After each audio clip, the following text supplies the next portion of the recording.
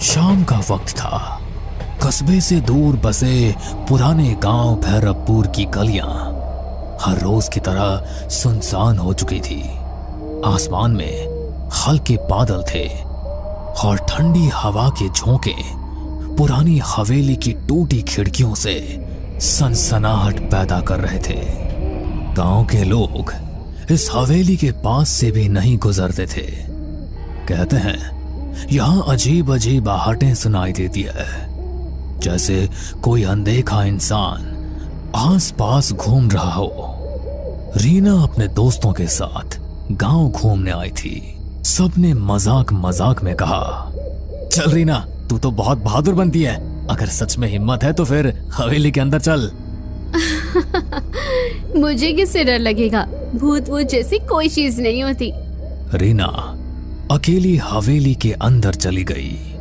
Torch की रोशनी टूटी दीवारों पर पड़ते ही डरावनी परछाइयां बनने लगी। वो चौंक कर पलटी।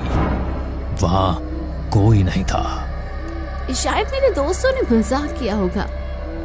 लेकिन अगले ही पल उसने टॉर्च की रोशनी में देखा, दीवार पर उसके अलावा एक और परछाई हिल रही थी। रीना की सांसें तेज हो गई। उसने धीरे से पुकारा, कौन है वहां? पर कोई जवाब नहीं मिला। बस धीरे धीरे कदमों की आहट पास आने लगी। वो भागकर बाहर निकली। दोस्त हंस पड़े। क्या हुआ, रंग उड़ गया चेहरे से? रीना कांपती आवाज में बोली, नहीं, अंदर कोई था। दोस्तों ने मजाक उड़ा दिया। लेकिन उस दिन के बाद से रीना के साथ अजीब घटनाएं होने लगी। कभी रात में उसके कमरे में किसी के चलने की आवाज आती, कभी शीशे में उसके पीछे कोई धुंधली परछाई दिखाई देती। गांव का नाई रघु रोज रात को देर तक दुकान बंद करता। एक दिन जब वह तालाब के किनारे से घर जा रहा था तो उसे लगा कोई उसके पीछे पीछे चल रहा है। कौन है बे? सामने आ। पर कोई जवाब नहीं। वो तेज कदमों से चलने लगा, लेकिन नाहट भी उतनी ही तेज हो गई। अचानक उसके सामने एक सफेद साया खड़ा हो गया। आंखें गहरी हरी चमक रही थी। रघु, तेरा समय आ गया है, तू बच नहीं पाएगा। रघु जोर से चिल्लाया और भाग खड़ा हुआ। अगले दिन गांव वालों ने देखा रघु पागल सा हो गया था। वो बार बार कहता, आहट मुझे ले जाएगी, आहट मुझे ले जाएगी। अनिरुद्ध गांव के स्कूल में मास्टर था। वो भूत प्रेत में विश्वास नहीं करता था। लेकिन एक रात जब वो हवेली के पास से लौट रहा था तो उसने साफ साफ सुना जैसे भारी जूतों की आवाज उसके पीछे से आ रही हो। अरे ये कैसी आवाज है? यहां तो कोई और नहीं है। वो मुड़ा, लेकिन पीछे सिर्फ खाली सड़क थी। फिर अचानक उसके कान में किसी ने फुसफुसाया, तू बच नहीं पाएगा। रीना, रघु और अनिरुद्ध तीनों अलग अलग लोग थे, लेकिन सबने एक ही चीज महसूस की और वो थी आहट। गांव में धीरे धीरे डर फैलने लगा। लोग कहने लगे कि हवेली में दबे किसी रहस्य की वजह से ये सब कुछ हो रहा है। गांव भैरवपुर में अब हर कोई हवेली का नाम लेते ही सिहर उठता।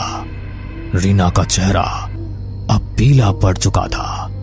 रघु पागलपन की हद तक डर चुका था और अनिरुद्ध मास्टर भी अब रात को अकेले निकलने से कतराने लगा था। लेकिन ये डर यहीं नहीं रुका। सविता रोज रात को अपने आंगन में तुलसी को दिया जलाती थी। उस रात भी उसने वैसा ही किया, लेकिन जैसे ही दिया जलाया उसे लगा मानो आंगन में कोई खड़ा है। कौन है वहां? अंधेरे में कुछ भी नहीं दिखा, लेकिन हवा का एक तेज झोंका आया और दिया बुझ गया। सविता ने माचिस जलाई, तभी देखा आंगन के कोने में एक औरत खड़ी थी, काली साड़ी में, बाल बिखरे हुए। हे भगवान! वो औरत धीरे धीरे आगे बढ़ी और उसके कान में फुसफुसाई, आहट सुनो, आहट सुनो, तुम्हें कोई लेने आ रहा है। सविता चीख पड़ी। घर वाले दौड़े, लेकिन वहां कोई नहीं था। अगर यहां कोई आत्मा है तो आज मैं उसे शांति दूंगा। वो मंत्र पढ़ने लगा। तभी हवेली की सीढ़ियों पर धीमे धीमे कदमों की आवाज आई। कौन है वहां? कोई जवाब नहीं, लेकिन अचानक उसके सामने लोहे की जंजीर अपने आप हिलने लगी। मोहन घबरा गया, लेकिन हिम्मत करके मंत्र पढ़ता रहा। तभी दीवार पर खून से लिखा उभर आया, आहट से बचना नामुमकिन है। मोहन के हाथ से माला गिर गई। वो भागते भागते गांव लौटा। ये जगह अशुभ है, वहां कोई अनदेखी शक्ति है। अमर गांव और कस्बे के बीच बस चलाता था। एक रात उसकी बस में कोई भी यात्री नहीं था। बस सुनसान सड़क से गुजर रही थी। अचानक उसने देखा बस की पिछली सीट पर कोई बैठा है। उसने शीशे में देखा सफेद कपड़े पहने एक आदमी, जिसका चेहरा धुंधला था। अरे कौन है? टिकट तो लो। कोई जवाब नहीं। अमर बस रोककर पीछे गया। सीट खाली थी। वो लौटकर ड्राइवर सीट पर बैठा। तभी उसके कान में आवाज आई, बस चलते रहो, आखिरी मंजिल तो मेरे पास है। अमर की हालत खराब हो गई। उस दिन के बाद उसने रात में बस चलाना ही छोड़ दिया। गांव वालों की दहशत सुनकर पुलिस ने जांच के लिए डीसीपी अरविंद को भेजा। अरविंद बहुत तर्क संगत इंसान था। भूत प्रेत की बातों पर हंसता रहता था। अरे ये सब अंधविश्वास है, मैं खुद हवेली जाऊंगा और देखूंगा। रात को वो टॉर्च लेकर हवेली पहुंचा। दीवारें खंडहर हो चुकी थी, लेकिन अचानक सीढ़ियों पर भारी कदमों की आहट गूंजी।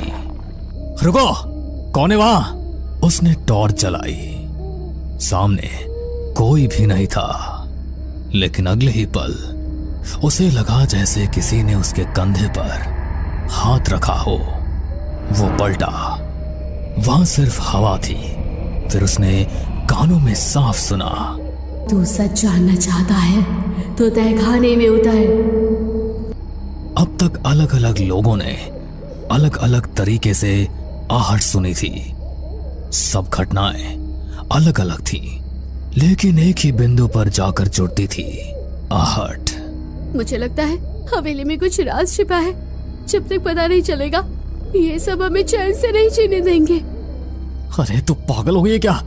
तू फिर से वहां जाना चाहती है? हाँ, अगर सच्चाई सामने नहीं आई तो यह आहटें हमें ऐसे ही डराती रहेगी। गांव भैरवपुर अब दहशत का पर्याय बन चुका था। लोग रात को घर से बाहर निकलना बंद कर चुके थे। हर कोई वही सुनता, धीमे कदमों की आहट। रीना का डर अब जिज्ञासा में बदल चुका था। उसने तय किया कि वो हवेली के तहखाने तक जाएगी, लेकिन अकेले जाना मुमकिन नहीं था। उसने अंकित, मास्टर अनिरुद्ध और पुलिस अधिकारी अरविंद से मदद मांगी। हमें सच का पता लगाना होगा, वरना ये आहटें हमें जिंदा खा जाएंगी। ठीक है, मैं पुलिस वाला हूँ, पीछे हटना मेरे बस का नहीं। चलो आज रात तहखाने में उतरते हैं। रात के 12 बजे चारों लोग हवेली पहुंचे। अंदर सन्नाटा ऐसा था कि अपने दिल की धड़कन तक सुनाई दे रही थी। अचानक सीढ़ियों पर वही आवाज गूंजी, रीना का हाथ कांपने लगा। अरे डर मत, हम सब साथ हैं ना, सब लोग तहखाने की तरफ चलो। हवेली के पीछे एक पुराना लोहे का दरवाजा था जिस पर जंग लगी थी। अरविंद ने जोर से धक्का दिया। दरवाजा चरमराते हुए खुला और बदबू का एक तेज झोंका आया। सीढ़ियां नीचे अंधेरे में उतर रही थी। चारों लोग नीचे उतरे। तहखाना ठंडा और सीलन भरा था। दीवारों पर काई जमी थी और बीचों बीच एक टूटी चौकी रखी थी। देखो वहां। दीवार पर खून से लिखा था, आहट मेरा श्राप है, जो सुनेगा उसका अंत होगा। ये सब किसने लिखा होगा? तभी तहखाने के कोने से एक सफेद धुंधला साया उभरा। सबके कानों में वही आहट गूंजी। मैं इस हवेली की मालकिन ललिता हूँ। 100 साल पहले मेरे पति ने लालच में मुझे यहीं जिंदा दफना दिया था। मेरी चीखें, मेरे कदमों की आहट सब यही गूंजती रही। रीना की आंखें फटी की फटी रह गई। तो ये सारी घटनाएं वही आहट? हाँ। अचानक तहखाने की दीवारें हिलने लगी। छत से मिट्टी गिरने लगी।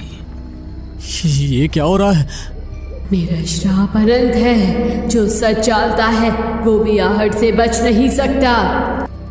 रीना, अंकित, अनिरुद्ध और अरविंद चारों बाहर भागने लगे, लेकिन हर तरफ से आहट की आवाज आने लगी। कभी पास, कभी दूर, कभी ऊपर, कभी नीचे। सभी हवेली से बाहर आने लगे। तभी अरविंद ने सबसे कहा, अगर हम इस हवेली को ही जला दें तो शायद ललिता का दफन शरीर भी जलकर मुक्ति पा लेगा और आहट का ये पूरा किस्सा ही खत्म हो जाएगा। उसके बाद सबने मिलकर पूरी हवेली में आग लगा दी और सभी हवेली से बाहर निकल आए। हमने सुना भी था कि हवेली की मालकिन अचानक गायब हो गई थी। असल में उसे मार दिया गया था। फिर अगले दिन लोगों ने हवेली में सामूहिक पूजा करवाई। उस दिन पहली बार कई सालों बाद गांव में रात शांति से बीती। लेकिन कुछ दिनों बाद रीना अपने कमरे में पढ़ाई कर रही थी। खिड़की से ठंडी हवा आई। अचानक उसे लगा जैसे कमरे के कोने से धीरे धीरे कदमों की आहट आ रही है। उसने कांपते हुए कहा, कौन है? कोई जवाब नहीं मिला, बस वही आवाज। रीना की आंखों में डर फिर से उतर आया। भैरवपुर गांव में हवेली का रहस्य तो खुल गया, लेकिन आहट अब भी जिंदा है। कहते हैं जो एक बार ये आवाज सुन लेता है उसकी जिंदगी कभी पहले जैसी नहीं रहती। आहट सिर्फ एक आवाज नहीं, बल्कि एक अंधे का साया है जो हर जगह आपके पीछे पीछे चलता है।